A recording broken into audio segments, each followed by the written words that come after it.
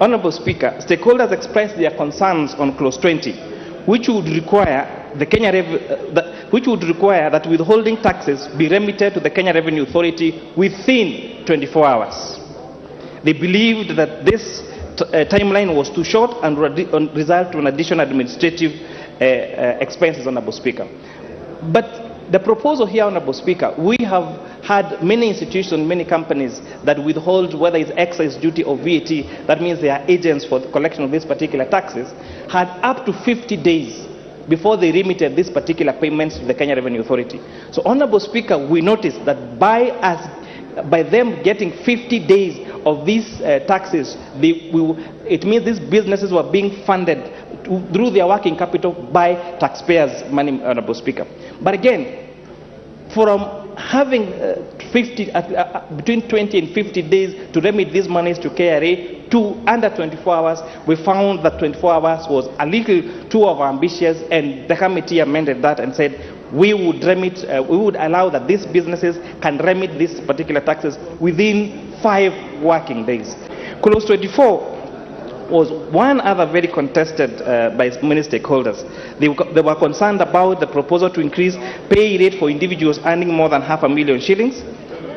And Honorable Speaker, having really considered this, we found also that our tax bands have not been amended for years. And part of our recommendation, even if we are not able to make this particular amendment in this particular bill, Honorable Speaker, there is need to revise our tax bands for pay because they have not been revised for very many years. But Honorable Speaker, we suggested instead of having the 35% only accrue from 500,000 shillings to above, we add an additional tax band of $500,000 shillings to 800,000 shillings to be charged at a pay rate of 32.5%, and those earning more than 800,000 to be taxed at a rate of 35%, Honorable Speaker. Clause 24 introduced digital content monetization at a withholding tax of 15%.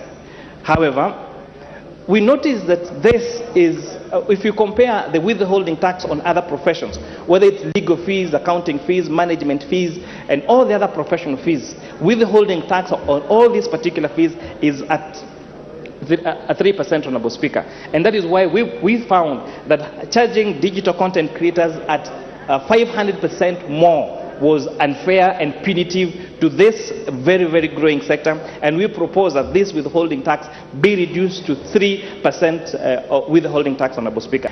Clause 28 of the proposed increase of VAT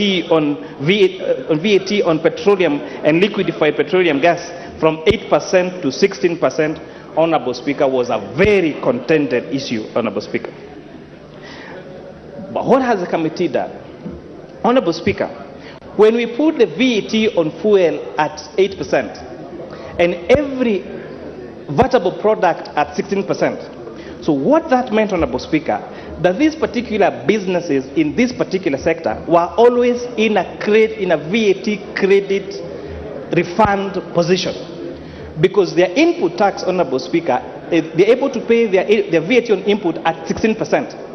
But fuel at 8%, Honorable Speaker, it means there's an 8% difference, which means that these particular businesses have always been on a credit side when they're asking for tax refund, Mr. Speaker. And what that essentially means is that taxpayers' money have been used to finance these businesses that carry out the business of this of fuel, Mr. Speaker, because of that disparity between input tax that they pay at 16%, but their output tax they claim at 8%, Honorable Speaker, which therefore creates that particular position. Honorable Speaker, we have agreed that we are going to carry on this VAT on fuel at 16%, but on the other hand, we looked at the agreement that Kenya had, the discussions that we've had about climate change, about climate financing, about going green by 2030, Honorable Speaker, and we have this, and we recommend to this House that we adopt other measures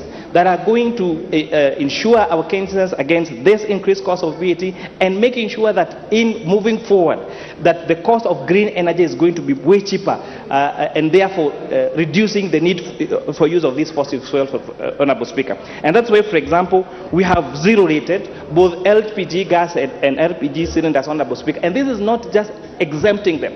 But by zero rating them, we are making these particular manufacturers and traders on this particular aspect, business, Mr. Speaker, to be allowed to claim their input tax.